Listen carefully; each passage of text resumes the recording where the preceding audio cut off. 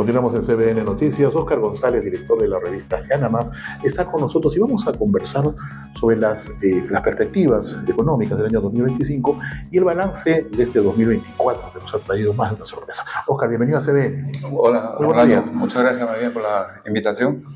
Hay una dicotomía, la crisis política, pero una moneda muy estable en Latinoamérica. Brevemente, ¿cómo se puede explicar eso? Bueno, en sí es bastantes factores, ¿no? Hay todo un contexto internacional que de hecho ha influido a distintos países de distintas maneras. Creo que a nivel latinoamericano, Perú creo que ha tenido un performance muy interesante, pese a la crisis que tuvimos en el 2023, ¿no? Ahí después de 25 años, así que tuvimos una recesión, caímos casi en 0.6% después de muchos años. Y bueno, se juntaron varios temas, ¿no? El tema político, con las protestas sociales, los fenómenos climáticos también, ¿no? El IAC y todo. Y bueno, había un repunte. De suerte un poco que ya este año, ya de hecho porque la base cooperativa también era de hecho de una caída, pero este año, por ejemplo, en el caso de Perú, tenemos buenas noticias, ¿no? Ya desde el primer trimestre venimos creciendo el primero y segundo trimestre, bueno, tasas de 1.6 y 2%, digamos, y básicamente más impulsado por los sectores primarios, digamos, ¿no? O sea, pesca, agricultura, y esto se sigue repitiendo en el tercero y cuarto trimestre, pero ya por condiciones de sectores no primarios, el empleo, los ingresos. Y volviendo a tu pregunta de un poco de la moneda, de hecho que hay un contexto internacional que afecta un poco cómo va las condiciones. En el caso de Perú hemos tenido una moneda bien sólida, si uno recuerda y ve que más o menos cómo se ha comparado el tipo de cambio durante, no sé, 20 años. Justo hace poco estuvimos en una conferencia del gerente general del Banco Central y él decía por el manejo monetario, digamos, ¿no? O sea, el control de la inflación, y esto ha hecho que la moneda sea estable y bueno, no ha habido mucha variación con el tipo de cambio, ¿no? El tener a Julio Velarde durante tantos años sobreviviendo gobierno tras gobierno ayudó muchísimo, ¿no? Claro, claro. Y justo en este evento que te decía, casi el héroe un poco de la parte económica, la parte macro de Perú, el héroe decían que era Julio Velarde, ¿no? Porque él se ha mantenido en el Banco Central, ¿no? Para que maneje toda la política monetaria, que eso es muy importante para el control macroeconómico, ¿no? Porque ellos tienen que regular, o en todo caso controlar el tema de la variación de precios, o sea, que tengamos una economía estable, y el tema de la tasa de interés, y eso ha ayudado mucho a gobiernos un poco de mucha preocupación. Por decirlo menos, ¿no? Claro. Hay una velarde dependencia en la economía nuestra que es importante en la medida que él esté, pero mucha gente dice, ¿qué pasa cuando Julio Velarde ya no esté?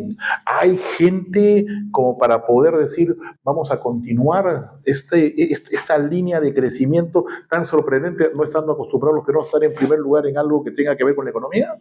Bueno, de algún modo sí, si uno hace un análisis más o menos hace 25, 20, un poco más años, la parte macroeconómica, o sea, las variables grandes macro, ¿no? Se han ido manteniendo.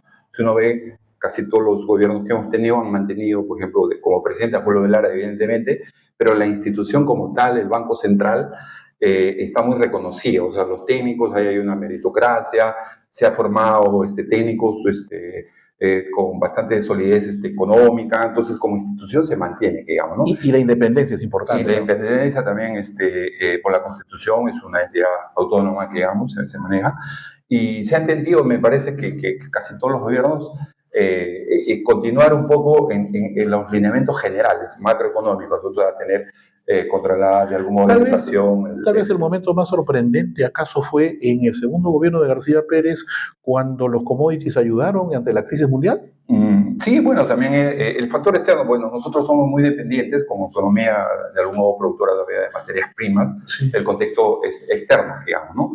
Y durante varios años y para varios gobiernos casi se decía que muchas veces si tú tenías un contexto externo adecuado, los precios de las materias primas se elevaba, casi la economía funcionaba a piloto automático, digamos, y había algún tipo de dispersiones, que sigo, por malos manejos, pero en realidad todo eso ayuda. Y justamente un poco la buena noticia en nuestro caso es que el contexto externo sigue apoyando. Por ejemplo, los precios de las materias primas ya algunos años están bien elevadas Y ahorita los términos de intercambio que miden el índice de la comparación de los promedios de precios de los productos que exportamos con lo que importamos, ahorita están a niveles récord, ¿no? Justamente el gerente del Banco Central destacaba que después de 50 años estamos teniendo niveles récord de términos de intercambio. Esto que nos indica que todos los productos que vendemos, los vendemos a precios más elevados que de los productos que compramos.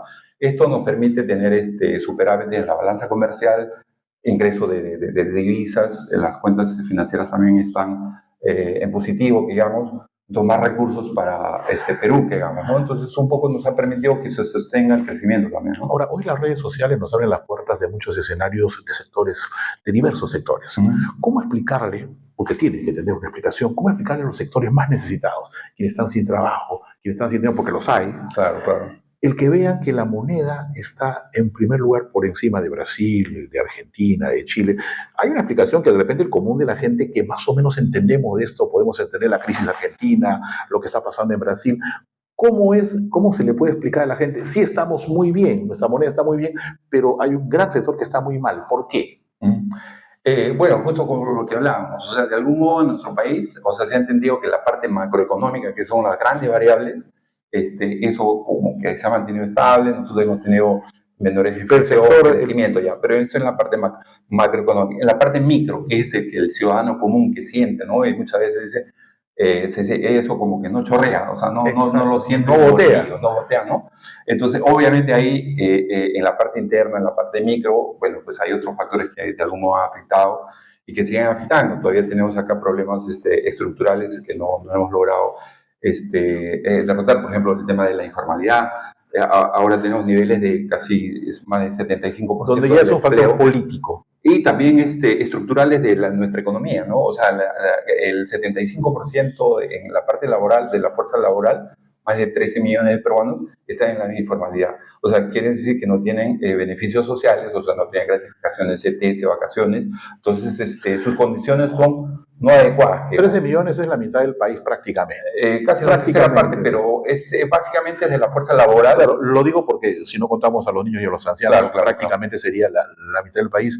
Esto, en un cuadro comparativo con los otros países de la región, ¿cómo nos ubica? Obviamente, y hablando un poco de los retos también, el tema de la pobreza también ha subido, porque estábamos al nivel de un 20%, hemos llegado el año pasado casi a un 30%. Entonces, de hecho que hay problemas coyunturales y retos muy grandes en nuestro país a superar, ¿no? El tema de la brecha de infraestructura, la pobreza, la educación y todo. Entonces, a nivel macro, que sí, cuando nos comparamos con otros países, básicamente utilizamos variables macroeconómicas, o sea, niveles de inflación, crecimiento del PBI, cosas de ese tipo, y ahí más o menos que estamos bien, digamos, ¿no? Y lo que tú señalabas al comienzo, ¿por qué la moneda de algún modo pues, se ha mantenido estable? La gente confía más en el sol, porque obviamente había un buen manejo macroeconómico, que digamos, cuando hablaba de estos términos de intercambio, más ingresos de divisas, eso ha permitido que el tipo de cambio, por ejemplo, no se lee mucho. Si uno ve que durante muchos años, o sea, las variaciones del tipo de cambio, o sea, no han sido muy abruptas, digamos, como el gobierno de García, digamos. Entonces, como que había estabilidad macroeconómica, pero obviamente en la parte micro sí, obviamente, tenemos mucho. Es la más afectada, ¿no? Naturalmente. Y obviamente, claro, el año pasado, y bueno, pues en realidad, los últimos gobiernos casi no hemos tenido, digamos, mucha suerte, que digamos, claro, hablar de los últimos, corrupción, el tema de... Hablar de los 6 últimos gobiernos, hablar del último lustro, prácticamente, claro. ¿no? Entiendo que, o supongo que no se puede hablar de una visión al 2025 si no pasamos por Chancay como parte del análisis. Claro, obviamente hay buenas noticias en ese sentido, ¿no? O sea, creo que la mejor infraestructura que se ha desarrollado es este puerto de Chancay. Hay bastante expectativa, digamos, que se desarrolle todo un polo industrial alrededor del puerto. Obviamente, lo interesante va a ser para el beneficio del país que actividades conexas, o sea, que brinden servicios al puerto, cuando lleguen pues, barcos, porque estratégicamente también estamos bien ubicados. ¿Es el canal de Panamá en la región? Claro, se habla mucho y obviamente ya ha llegado creo que un primer embarque, entonces vamos a ver en el futuro de repente más productos e ingresos de productos chinos, digamos, o asiáticos de mejor calidad. Entonces, hay también todo un tema, ¿no? Como que también hay bastante inversión, se habla de bastante inversión china, que digamos que está en distintos sectores de energía. ¿Ese escenario es todo positivo? Bueno, ¿Tiene un contra?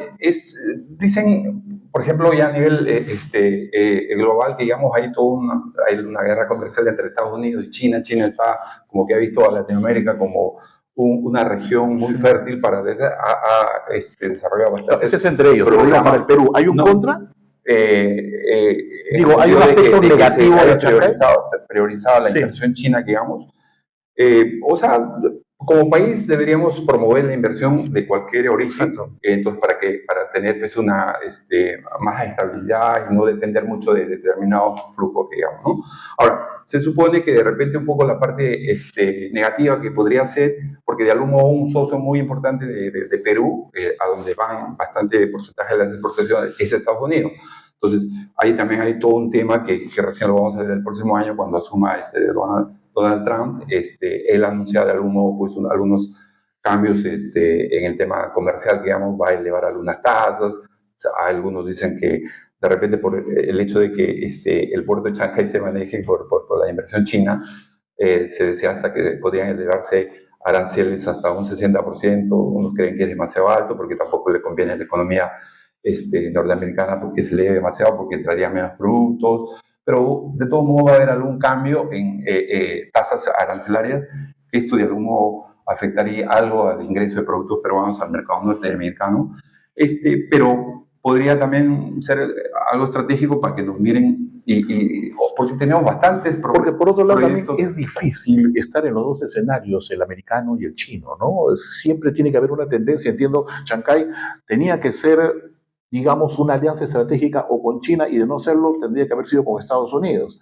Definitivamente. Sí, bueno, también es de oportunidad, ¿no? Porque cuando ya hablamos de los capitales externos, o sea, ellos buscan de algún modo condiciones adecuadas que, digamos, que les permitan invertir, porque obviamente toda inversión, bueno, en el caso de China, sí, pues, de todos modos, es un gobierno más nacionalista, casi todos son empresas estatales, pero han tenido una visión de expansión, digamos, ¿no? Geográficamente están en distintos rubros, están creciendo bastante. Esto no afectaría la economía, no afectaría el movimiento del dólar.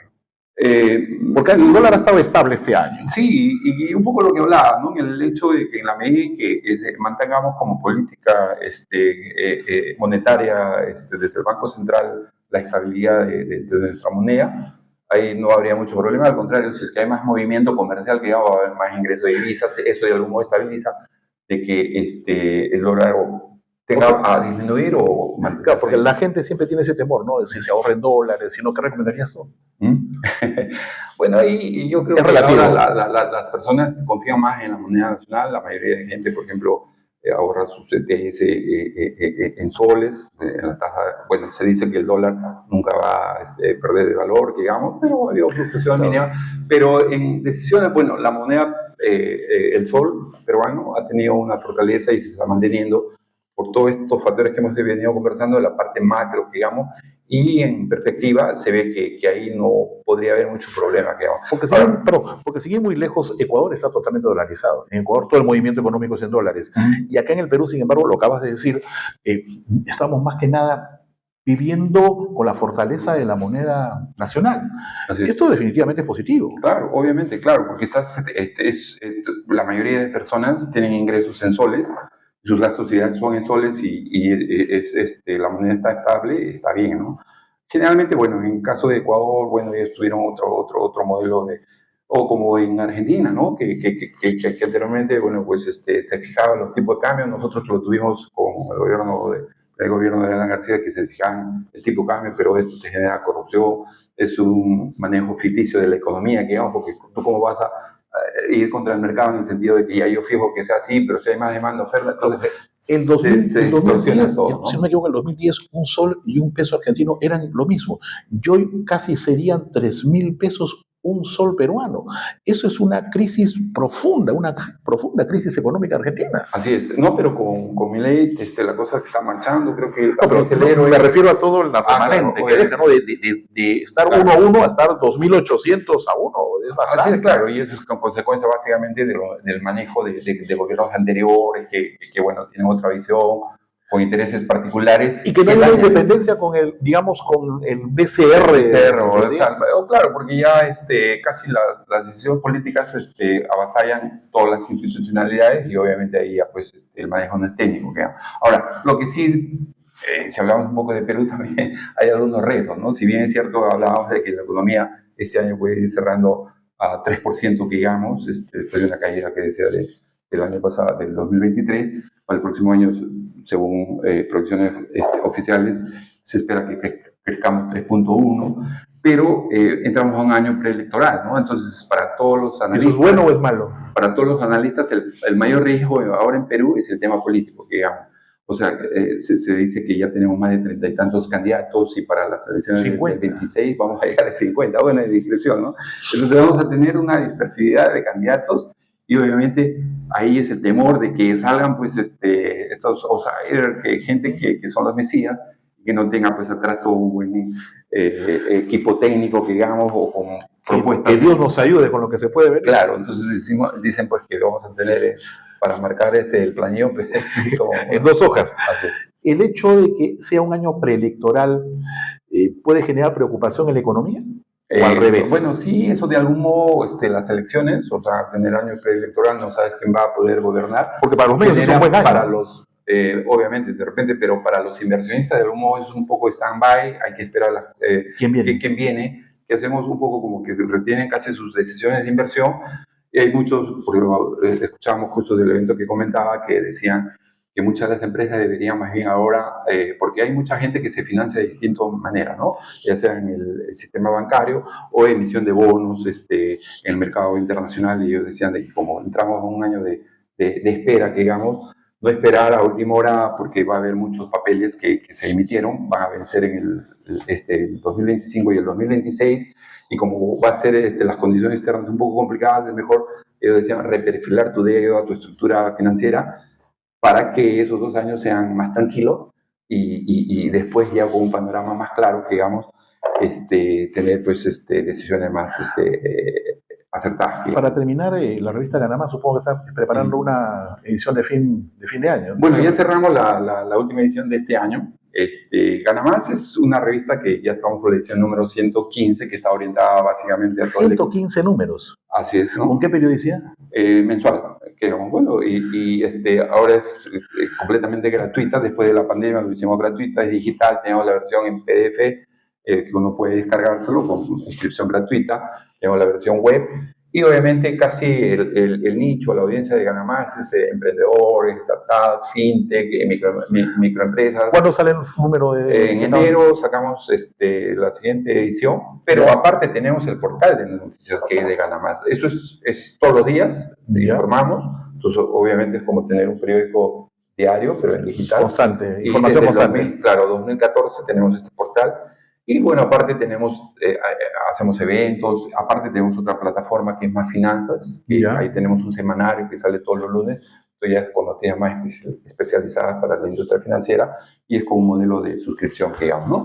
Y hacemos eventos empresariales, casi todos más orientados a la industria financiera, y bueno, nos hemos abierto un poco y siempre con el ánimo de generar cosas que somos básicamente una empresa de comunicaciones con productos y buscamos contenidos de impacto, digamos, ¿no? O sea, cuando, bueno, un poco mi trayectoria, yo salía de gestión en 2014 y pasábamos con esta nueva oportunidad y de ahí hubo pues, como un quiebre en Ganamás, sacamos mucho más contenidos, nuevos productos, y casi la premisa nuestra es la información, el contenido, no la noticia, porque a veces la noticia es qué es lo que vende, qué es lo que impacta, pero eso se pierde.